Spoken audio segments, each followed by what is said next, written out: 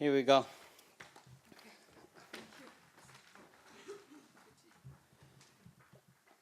I'll be presenting on Je vais vous présenter une comparaison de rentabilité entre la formation initiale et continue. Comme vous le savez, on en parle beaucoup et on dit que la formation initiale parfois est plus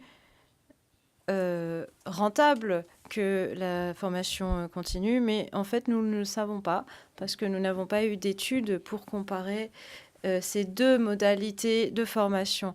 Et pour nous, USAID Deliver en Éthiopie, la formation fait vraiment partie de notre activité de renforcement des capacités et nous avions voulu conduire une étude pour comparer le coût de ces deux types de formation.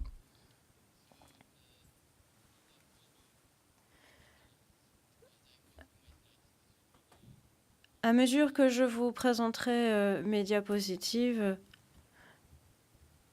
je vais continuer à parler. Avant 2006,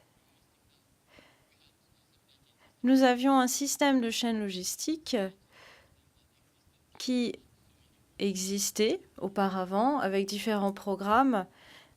Et je pense que ceux qui étaient là hier et même avant-hier ont entendu mes collègues présenter des diapositives sur l'Éthiopie et on parlait de la disponibilité des produits, de leur coût et de bien d'autres points. Et pour résoudre ces problèmes, le ministère de la Santé a reconnu qu'il y avait un besoin d'un plan directeur de logistique pharmaceutique, le PLMP, et donc il a établi une agence d'approvisionnement des fonds pharmaceutiques qui est une chaîne logistique autonome, qui est une agence de chaîne logistique autonome.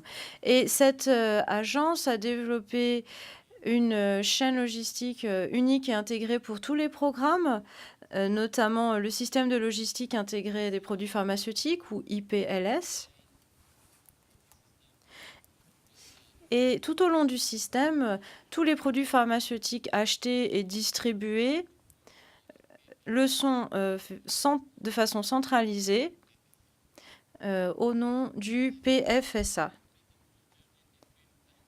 Une partie d'IPLS utilise un programme standard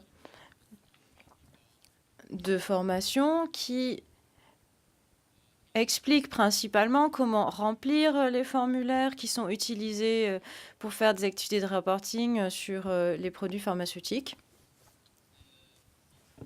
Depuis 2009, PFSA avec USAID Deliver et d'autres partenaires comme KMSF et Child ont proposé des possibilités de formation qui ont formé donc 12 000 pharmaciens et travailleurs en pharmacie. Et nous savons que tous ces étudiants en formation continue utiliseront IPLS de la bonne façon après la formation. Ils ont donc commencé à appliquer le système, mais cela coûte cher parce que vous avez des coûts liés au déplacement, au per diem et aussi des coûts d'opportunité, c'est-à-dire que les gens doivent se déplacer pour assister à la formation et pendant ce temps, ils ne travaillent pas. D'un autre côté, la formation initiale, le PST, est moins cher parce qu'il n'y a pas de coûts liés à comme ceux liés à la formation continue, mais nous ne savons pas si c'est plus rentable ou non, parce que comme je le disais, il n'y avait pas de données sur la question. L'objectif principal de cette étude était ainsi de comparer la rentabilité entre les deux modalités, les deux types de formation.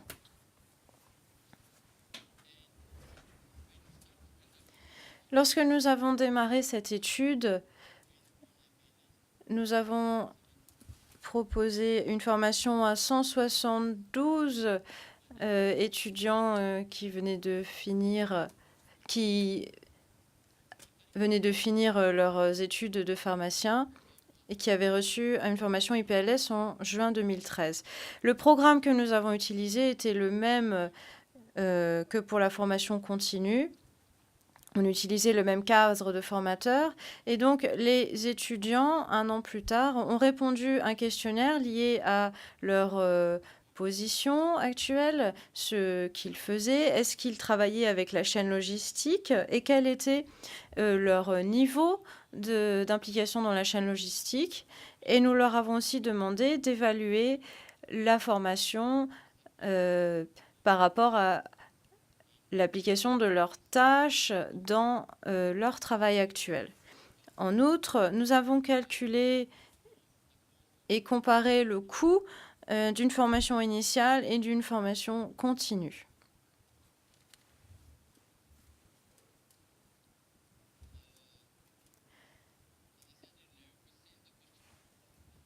Les 172 étudiants stagiaires ont reçu un questionnaire et 101 ont répondu, ce qui nous semble relativement représentatif.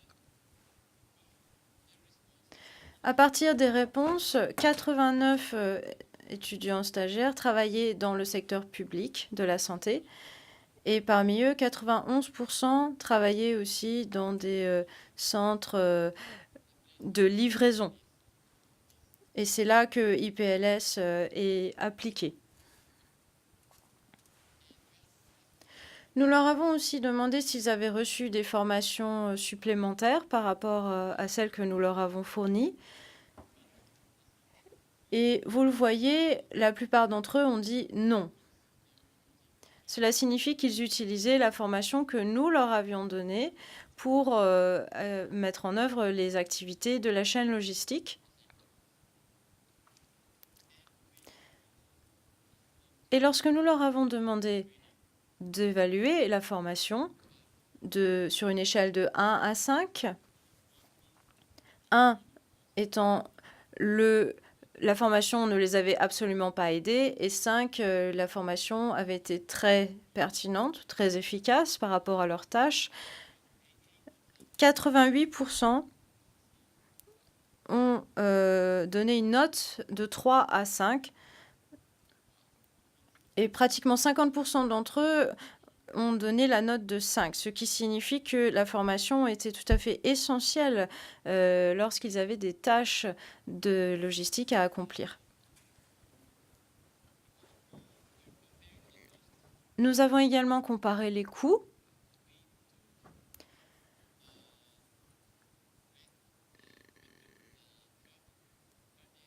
Nous avons inclus les frais de déplacement, de per diem et d'opportunité dans les calculs. Et nous avons aussi pris en compte le salaire qui a été pris en compte dans les coûts d'opportunité. Le coût d'un étudiant avec une formation continue était de 169 $ et pour une formation initiale était de 25,50 $.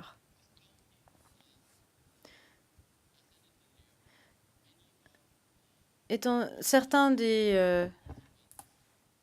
si on ne prend pas en compte les étudiants en formation initiale qui ne travaillent pas dans le secteur public, le coût augmente à 28,94 $. Donc 89 sur 101, vous voyez que le coût augmente, qu'il passe de 25,5 à 28,94 $. Sur la base de ces deux chiffres, nous voyons bien que la formation continue est 5,8 fois plus chère que la formation initiale. Et si vous divisez 128 par le nombre de participants, vous arrivez à 17. Et donc, le coût, ça signifie que vous pouvez former 17 étudiants en formation initiale pour le prix d'une formation en continu. À partir de cette étude, nous nous sommes aussi rendus compte que c'était moins cher, la formation initiale, mais que cela réduisait également le temps que les travailleurs de la santé devaient passer en formation. Et la formation initiale peut aussi jouer un rôle important dans les capacités des pharmaciens de notre pays. Et elle est plus efficace que la formation continue. Il faut aussi voir qu'il y a une limite à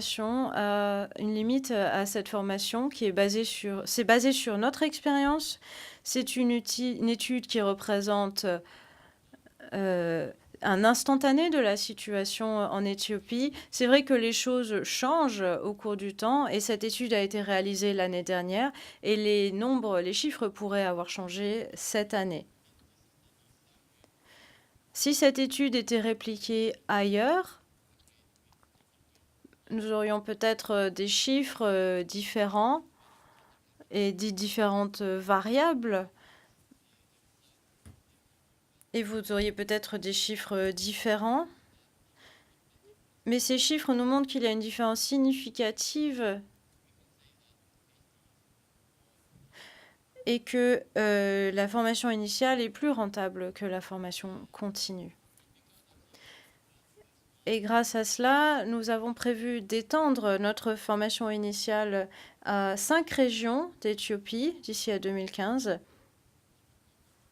Et c'est une formation qui pourrait toucher 500 personnes d'ici l'année prochaine.